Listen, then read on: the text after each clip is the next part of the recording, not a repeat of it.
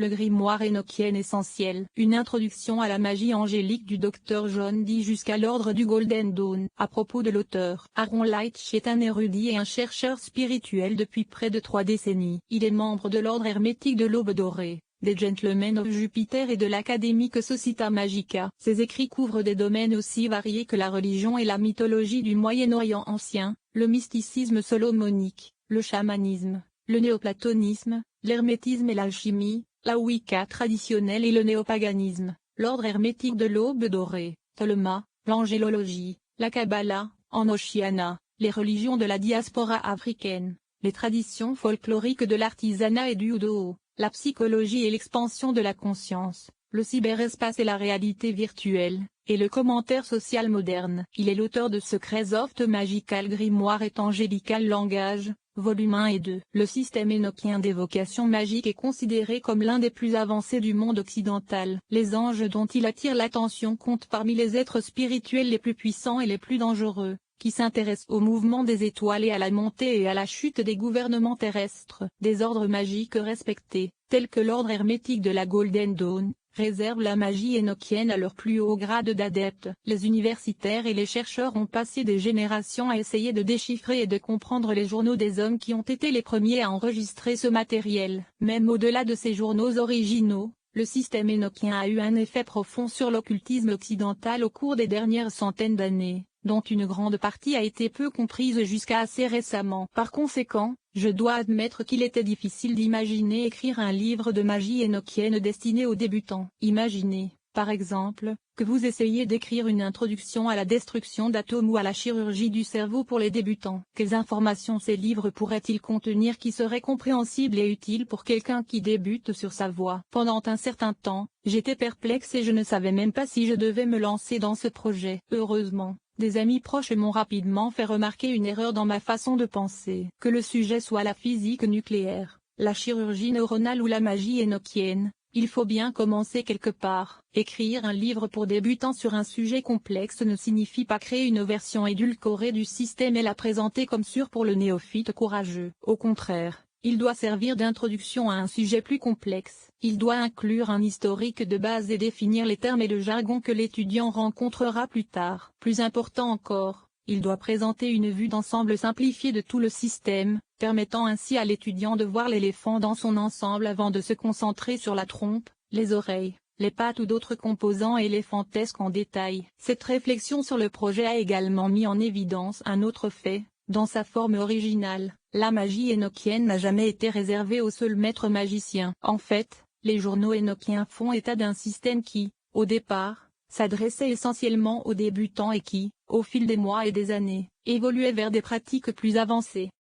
Par conséquent, un livre d'initiation à la magie énochienne moderne peut suivre le même modèle, en présentant à l'étudiant les bases les plus élémentaires et en le préparant à la matière plus avancée rencontrée dans l'étude et la pratique ultérieure. Une fois que j'ai considéré tout ce qui précède, j'ai réalisé que j'avais eu l'occasion de créer un grimoire énochien, présentant la pratique de la magie sans s'attarder sur tous les détails du système tels que les carrés magiques sans fin faits à partir d'autres carrés magiques, les méthodes complexes de décryptage des noms, les citations interminables des journaux de Dee, etc. Tous ces aspects du système sont certainement importants, ils constituent le fondement de la magie, mais ils ne sont pas nécessaires dans une introduction au système. Un grimoire énochien doit être assez léger pour être transporté autour d'un cercle ou d'un temple magique et inclure les informations dont vous avez besoin pour créer les outils et réaliser les cérémonies. Tous les détails sous-jacents de l'Oceania seront traités en profondeur dans un ouvrage ultérieur, pour lequel ce livre peut être considéré comme une introduction. Bien sûr, John Dee lui-même a créé le premier grimoire énochien du monde. Il existe encore aujourd'hui, catalogué à la British Library sous le numéro Sloan MS 3191 et publié dans un Ocean Magic of the Air.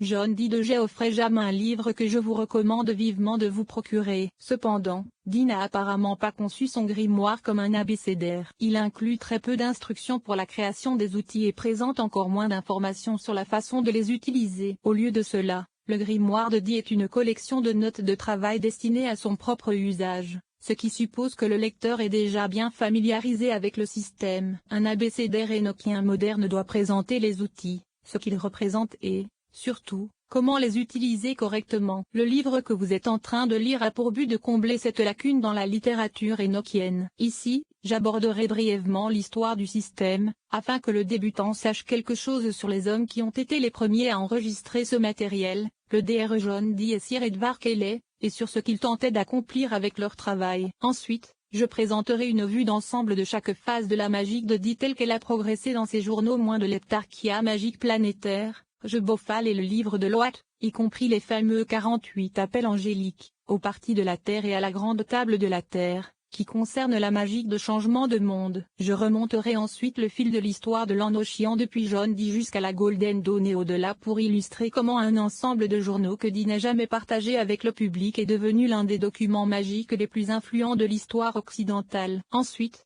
je présenterai mon grimoire énochien. Il présentera les systèmes de magie heptarchia, Je Bofal, l'utilisation du livre de Loat, les parties de la Terre, et la grande table de la Terre, les tours de garde. Il décrit la cosmologie énochienne et les outils magiques, le mobilier, les anges et les esprits de ce système. Il fournira ensuite des instructions étape par étape pour les cérémonies magiques énochiennes. Ce grimoire se concentrera sur l'Enochiana de Dee puriste, ce qui signifie qu'il n'empruntera pas de matériel à l'une des sources qui sont apparues après la mort de l'homme lui-même. Après le matériel des puristes, je présenterai une vue d'ensemble du courant néo-énochien qui est enraciné principalement dans la tradition de la Golden Dawn. Ce matériel se concentre sur une version modifiée, ou réformée, de la grande table de la Terre et sur une curieuse méthode d'application des 48 appels angéliques à la grande table elle-même. Traditionnellement, il n'y a rien concernant l'heptarchia, le Je Bofal, ou les parties de la Terre dans le matériel néo-enoïen. Cependant, cela a changé récemment car de plus en plus d'étudiants découvrent le matériel original de Dee. Il s'agit peut-être du premier livre de l'histoire à présenter les systèmes Dee puristes et néo-énochiens côte à côte dans un format facile à comprendre. Une note sur les bases de la magie pour des raisons d'espace. Il m'est impossible d'inclure des instructions détaillées sur les bases de la magie des anges de la Renaissance ou sur les rituels de style loge de la Golden Dawn. Cependant, à de nombreux endroits dans ce livre, j'apprendrai à l'aspirant à effectuer des purifications de base, à écrire des invocations et à exécuter des rituels de la Golden Dawn, comme le petit ou le grand rituel du pentagramme. La plupart des étudiants qui s'intéressent à la magie énochienne auront probablement une expérience préalable de la magie de la Renaissance solomonique,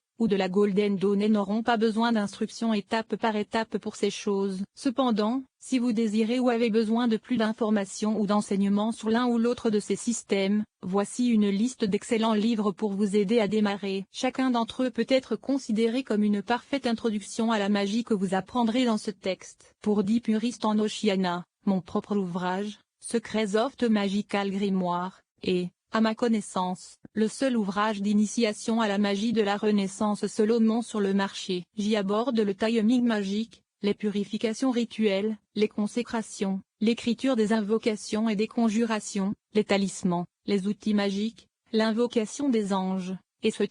De plus, j'ai écrit Secret en ayant à l'esprit le présent ouvrage, de sorte qu'il comprend de nombreux exemples tirés des journaux de Dee, des anges que vous trouverez dans ce livre, etc.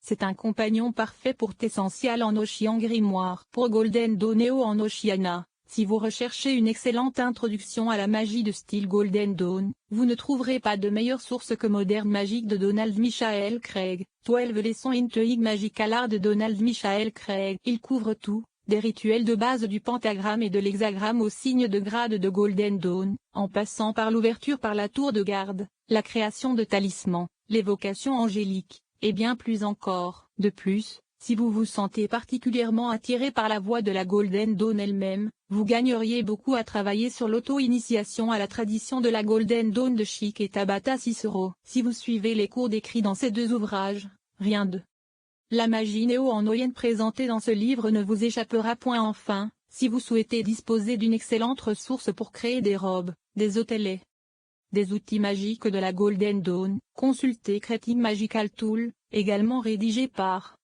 Chic et Tabata Cicero. Zorge, Aaron Lightox chapitre 1 qui était Enoch. Enoch est peut-être l'un des personnages les plus mystérieux de l'Ancien Testament. La légende raconte qu'il a été emmené par des anges dans les cieux et qu'il y a écrit des centaines de livres de sagesse. Lorsqu'il est revenu sur terre, Il a écrit son histoire et transmis sa sagesse aux générations suivantes. Les mêmes légendes affirment que les livres et la sagesse d'Enoch ont été perdus lors du grand déluge de l'époque de Noé. Seule son autobiographie, appelée le livre d'Enoch, a survécu. Il est assez curieux que l'on fasse tant de cas d'une personne qui est à peine mentionnée dans la Bible. Le livre de Jude, dans le Nouveau Testament, cite brièvement le livre d'Enoch, mais ne fait aucune référence aux légendes concernant Enoch lui-même. Dans l'ensemble de l'Ancien Testament, Enoch n'est mentionné qu'une seule fois, et encore, d'une manière apparemment désinvolte. Son nom apparaît dans le livre de la Genèse dans le cadre d'une longue liste d'ancêtres. Au chapitre 5, versets 18-24, nous apprenons qu'Enoch était le père de Mathusalem et l'arrière-grand-père de Noé, qui occupent chacun une place importante dans la littérature et la légende biblique. Il n'y a que 3 détails qui pourraient expliquer pourquoi tant de personnes ont trouvé Enoch si fascinant. Premièrement, il est la 7e génération depuis Adam, et 7 est un nombre sacré dans toutes les traditions bibliques. Deuxièmement, on dit qu'il a vécu 365 ans, ce qui est le nombre de jours d'une année solaire et donc aussi un nombre sacré. Enfin, et surtout, il est le seul ancêtre de la liste dont l'heure de la mort n'est pas enregistrée. Le passage se lit simplement comme suit. Enoch marchait avec Dieu, et il n'était pas, car Dieu l'a pris. Genèse 5h24, et on ne dit rien de plus sur cet homme. Ces petits détails étaient très intéressants pour les mystiques juifs, et plus tard chrétiens. Finalement, les légendes sur la vie et les actes d'Enoch ont surgi pour étoffer la description squelettique donnée par la Genèse. Le célèbre, ou infâme, selon votre point de vue, livre d'Enoch est la plus ancienne version enregistrée connue de la légende d'Enoch. Il n'a probablement pas été écrit par Enoch à l'époque mythique qui a précédé le grand déluge.